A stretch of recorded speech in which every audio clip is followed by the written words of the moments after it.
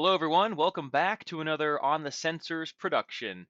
Majo here, and we've got a very special guest with us this time around. So we've got CosmicNewt. So CosmicNewt is an artist in the Destiny community. So you may be familiar with some of his work. He actually debuted and donated some of his work with the ARH2 set Redemption, and donated some more art for ARH3 High Stakes. So you might be familiar with some of his fantastic artwork. So we've got a really awesome interview coming up with him here in just a second. But we've got a little bit of a different format. So the interview's more of a podcast style, audio only, and that was to help highlight some of his awesome work. So we're going to be sprinkling that, throughout the video here. But before we get into that, we wanted to show off some of his fantastic work. So we're gonna cut to that. Then we'll get into the interview, and then I'll catch you guys back at the end of the video. So I hope you enjoy it, and stay tuned.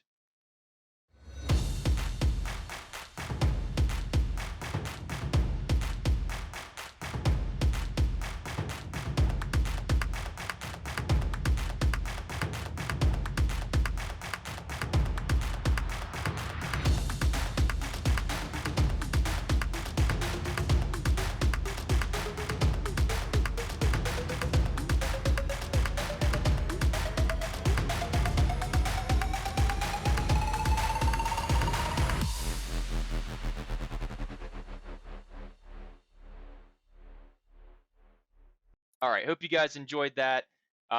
Again, some really awesome art, CosmicNewt, but from Darth Zana, Buryaga, or Dash, the Wasaka Berry Plant, Afra, 10th Brother. Those are the ones from Redemption. I have to say, from that group, I think my favorite is probably Afra. I'll be honest, I never really read the Afra comics or anything, but I'm just really drawn to that art, and I've been playing an Afra deck a lot lately, um, so yeah, man, and of course from High Stakes we've got Darth Momin, and then the flip side, Mask of Momin, and then Guardian of Mhm. the Wills, Why Take the Chance, and Roll in the Mud. So some really awesome stuff, man. All right, so let's dive in, and we'll give people a chance to learn a little bit about you. But before we talk about like your art process and how it works with ARH, like what's your history, man? When did you get involved with Star Wars and specifically with Destiny? Well, I've always been a fan of Star Wars as far as back as I can remember. Before I could even read, I would always go to my dad and ask him, like, "Hey, Dad, with the two VHSs of Empire Strikes Back and Return of the Jedi," I would ask him which one does Luke have the green saber and which one's the blue saber because I could never remember exactly because I couldn't read the titles, and just like I would always watch those movies on repeat. They've always been like it's something that my dad showed me, and we've always bonded over them. It's just like they're my favorite movies of all time, and it's not even close. So way back when, little Cosmic Newt, you were already drawn to sort of the pop of the saber, whether it was the green one or the blue, and I love that. That's Oh yeah, awesome. Very like the cool. green one's the best, by the way. Oh The yeah. Emerald. Yep. Oh yeah, Yep. Emerald Classic. Nice. Classic Luke Skywalker fulfilling his destiny. And when I got involved with Destiny specifically, I actually started playing Destiny a couple of weeks before the release. There was the pre-release events with the starter decks. So Okay. I was there from the beginning, but contributing art started with the Redemption set. Somebody posted, I believe it was Gandork or someone affiliated with the group, posted in Discord asking people to donate art if they had any and if they wanted to offer some or whatever. So I volunteered, saying I was a casual artist willing to draw something for them because I wanted to contribute to the game. And yeah, that's pretty much how I got involved by doing art. So anyway, yeah, man, I think definitely want to highlight, some of your art and like your process, but like maybe before we talk about what inspires you to create the way that you do, or even how you select the cards that you do the art for, like where do what you mentioned earlier you're a casual artist, like where do you sort of, where does that come from, that that creative side? Has it always been a part of your life? Oh yeah, I've always been drawn to the arts, specifically drawing, mostly because I could never pay attention in class, so I would doodle stuff in the margins of every single one of my books and notebook. Uh, it's just something that I've always done, and I spent some of my free time doing that. And like, Nice. I got into digital art last year. Well, year and a half ago, I'd say.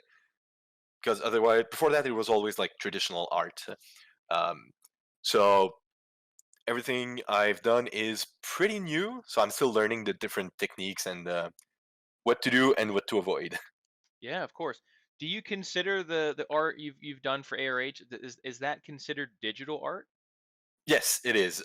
It was all drawn on a digital tablet. So that's the difference with traditional art, which is on paper. Interesting. Okay. Moving on to how it works with ARH. You've done one, two, three, four, five, six, 10. It looks like 10 original art pieces, right? The cards you mentioned earlier, the cards we showed earlier in the montage. How does that work? Like, how do you get to pick the cards you want to do art for, or do they just sort of throw one at you? How does all that work? I think a lot of people are really curious about that. Well, the way it started is when they asked for volunteer artists, I sent them a couple of the drawings I did, and they were like, "Oh, that's pretty cool. Can you draw?" And then they gave me, I think, 4 cards. Yeah. So Afra, Dash Rendar, Tenth Brother, and Darth Zana. Those are the 4 cards they asked me to do for the Redemption set, and I did them. They were fairly happy with what I did, and then for the second time they asked me, they gave me a list of, I think, 10 to 15 cards, and asked me to pick any number I wanted from those. Okay. Interesting. So with Redemption, they specifically commissioned, a character or yeah, characters each time it looks like. Yeah. Well, plus the Wasaka berry plant, right? And Oh, Buryaga. yeah, that's right. Um, but you're saying with high stakes, you got to pick the ones. That's really interesting. Yeah. So a couple of those, it was half a leak in a sense, or like half spoiler, I should say. Hmm. Because I knew a bunch of the cards that would be included in the set. Not, I didn't know what they would do or anything. I just knew the names. But you knew like if it were a character or an upgrade or a support, right? You knew Yeah. that at least that much. Yes, they told me about which type of card it would be. Like they said, Guardian of the Whales, character, and Wasakaberry, support, that kind of stuff. Because every card, well, I mean, every type of card in the game has a different template to it. For example, events are in a circle, supports are half circles, and characters are half circles. But there's also like the box with the name, the HP, and the top left box, which is just decorative. Hmm. So I have to know about that when I work for the composition of the characters. Interesting. Okay. We've observed your particular style. It's first of all, it's awesome. We love it. It's Thanks. got a very sort of like a comic book feel to it, and very very visual. So one of the guys on our team, he was actually really curious. How does that? So some of the characters you've drawn, I think, aren't super mainstream, right? Like Xana, Buryaga. Well, Yeah, Buryaga is still relatively new as well. I think he came out in the he was in novels. the High Republic. Yeah. Yeah, right. So he's pretty new. But like Dash and Tenth Brother in Moment, right? Like, how do is it easier to draw lesser known characters or is it harder? Well, that's actually a pretty interesting question. It doesn't really affect difficulty because for some of the characters, like Tenth Brother, appeared in 2 or 3 issues of the Darth Vader comic. So it was kind of hard to find reference pictures of what he looked like. But the fact that he barely appeared before spoiler dying, uh, means I could take some liberty with him, make mistakes, and nobody would notice or care because he's such a minor character. Um, like for example, his saber blades are way too long. Like he basically has 2 short swords, and I drew regular length sabers. Hmm. Okay. Uh, and for others, like Darth Zana, does not have any official art because she only appeared in 1 novel. So I had to look up fan art and the description. I went on the Wikipedia for every character they gave me to make sure I could see a list of appearances, see what they were like, and then I could look up the pictures and get an idea. Zana had no official art, so I looked at fan art. I looked at the gallery they had on Wikipedia and read her physical description. Then I had to make like composite version of what I thought she looked like. Mm-hmm. And again, since there's no official art, nobody can come to me and say like, "Oh, you forgot to include this piece or whatever of her outfit." Right. Yeah. And one of the most challenging ones was actually Darth Momin because he shows up like we see his mask in the Lando comics and in the Darth Vader comics, which happened way before, in different lighting, and it's a blue mask. But when Momin actually shows up, it's only in the flashback that's in like black and white, or when he physically shows up, it's in a dark room lit up by lava and like red electricity. So his suit is entirely brown, and so is the mask. So it's really hard to tell what the actual colors are because everything is tinted brownish. So I had to color pick and redraw the scene basically. Yeah.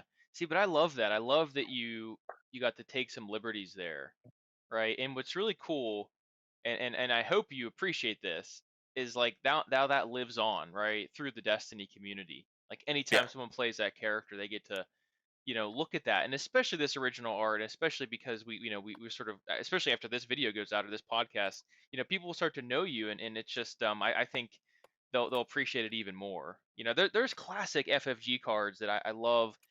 They may not even be that good. I just like them because the art is just so good and it's so iconic. It's like it's Vader holding a saber or it's Luke, Oh yeah. whatever it may be. And so I think similarly with some of the things you've done, I just think it's great, So definitely Well, thank you.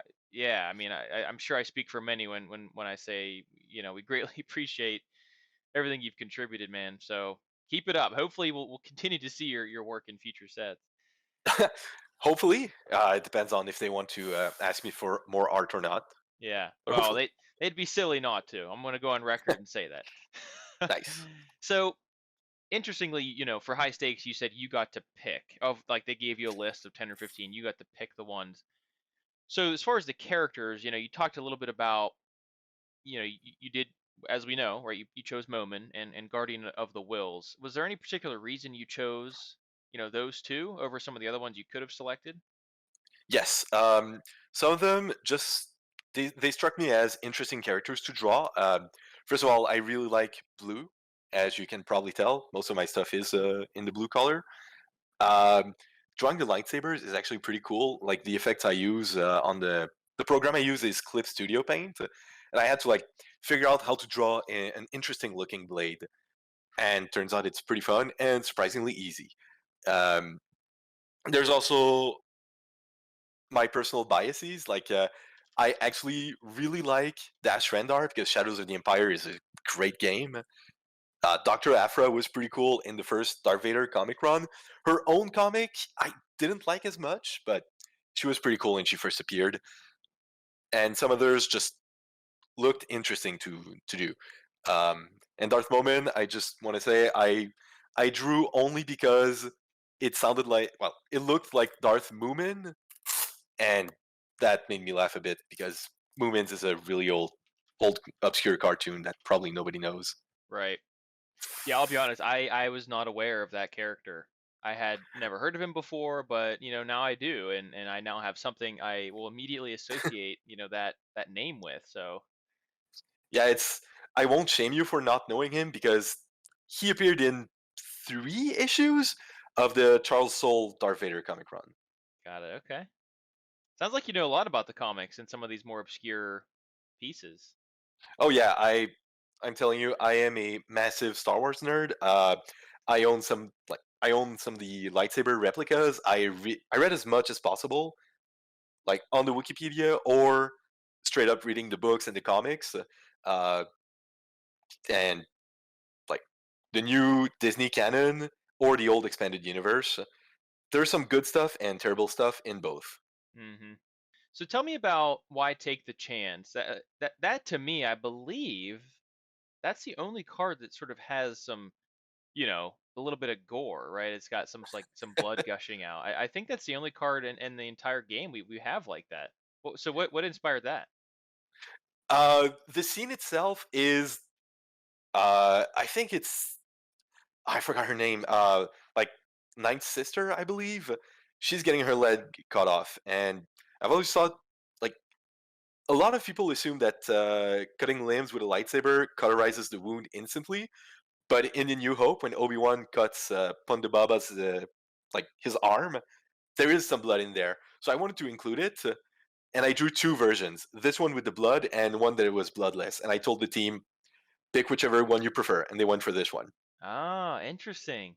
I love that you used a reference from the original trilogy to inspire that. That's I because I'm wi- I was I'm with you. I would have. I think there's just something about the lightsabers and how they just like a hot knife through butter, they just cut through anything, and you would assume that they as they cut through a limb, it just instantly sort of cauterizes. But you're right. It's Mhm. canon that it. Yeah, So like it mostly cauterizes it. There's still some blood that has a like. There's time for blood to splurt out just before. we talked about how a lot of your artwork has a distinct visual style, right? A little cartoony, right? A little more comic book and Mhm. comic book style. So if you were to be asked to draw like a super iconic character, I don't know, maybe Padme or Han or even Luke, like how would you approach something like that? That would be really hard because digital painting and just drawing in a comic book style are two very different beasts altogether. Um, so for something that is photorealistic, I would probably cheat and use actual live references way more than I would if it was just like just a drawing for fun. Um, and it would take a lot more time. And sometimes they're like, "Hey, can you draw something? We need art for a new card in 3 days." Like it happened twice. Oh wow, Yeah. So if somebody wants something realistic, it would take a lot more time than something cartoony. got it. So you'd need quite a bit of lead time on one of those. Oh yeah. But also like I went for a comic book style on purpose for Dash Rendar, Buriaga, and Tenth Brother because they they have every like Tenth Brother is comic exclusive. He's never appeared in something that wasn't a comic. Dash Rendar appeared in a multimedia project, and most of his story was told in the comics. And Buriaga, I just assumed was from the High Republic comics, and turns out he was from the novels more than anything. But my Yeah. mistake. So, as we start to close out here, anything else you'd like to share, or just about your experience with ARH or just the art? Anything, any final parting thoughts? Well, honestly, I am not part of the design team for ARH, but I think they're doing a great job, and especially considering their budget of $0, it's pretty impressive what they've managed to do. It mostly holds up. Of course, nothing's perfect, so they have the errata for that, which is much more efficient than the way FFG did things. Well, awesome, man. I really appreciate you coming out here and talking with me tonight. So this has been great, man. It's been great to learn about you, to give you Yeah, it was fun. give you the spotlight and share with the community a little bit about the process and all that goes into it. So Hmm. Cosmic Newt, we thank you, my friend, for joining us tonight, and thanks Well, thank everyone you for for inviting me. yeah, absolutely, man. We'll have you back maybe when set 4 comes out. Hopefully, you'll have some more artwork to share with us. I hope so. Hey, folks, hope you enjoyed that. I certainly had a ton of fun talking to Cosmic Newt. Cosmic Newt, thanks so much, man, for coming out and talking to me and really, taking the time to share with everyone a little bit about your story, your artwork, your process, what inspired you. So, again, hope everyone enjoyed that. Thanks again, Cosmic Newt. We can't wait to see what you have coming out in the future. So, hopefully, you'll get linked up again with ARH4 and, whatever you have next, man. We're all looking forward to it. So again, thanks Cosmic Newt. Thanks everyone else for watching, and check us out next time. Thanks everyone. Take care.